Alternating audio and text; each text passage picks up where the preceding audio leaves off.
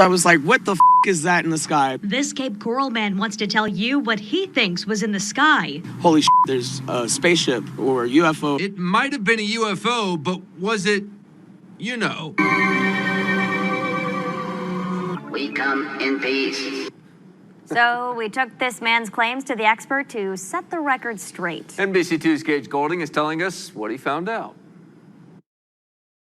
The mysterious objects in the sky were spotted right here on Santa Barbara Boulevard. The man who saw it all last night saying at one point they were hovering right over his vehicle, like they were ready to shine a beam down over him, absorbing him into what he calls a UFO.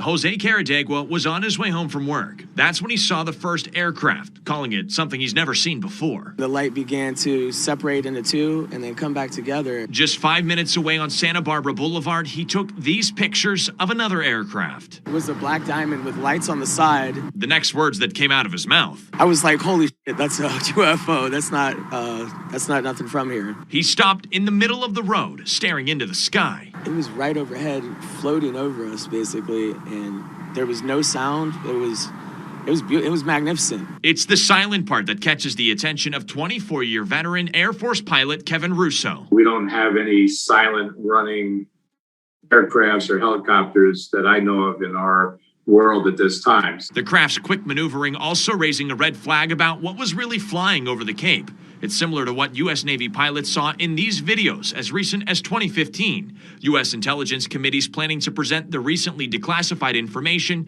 about UFOs to the Senate this month. Here in the Cape, it's this picture that stood out to Russo. It almost looks like two aerial vehicles in formation doing a maneuver, hovering, and then making, sharp angle turns. There is one thing, however, tying the crafts here to Earth. The red and green lights Jose describes. The lights all match what we have in aviation. But that doesn't explain the lack of noise. I think that's the biggest clue to this, that there was zero sound. All factors considered, the Air Force pilot who flew in missions like Desert Storm also left wondering what was flying in our skies. Probably go on the 90% side, 85, 90%, that it's probably not from here. When I asked the FAA if they had any records of any aircraft in the area last night, I was told they had none. So is that something we've created that people don't know about yet? Or is that something that's extraterrestrial or that is visiting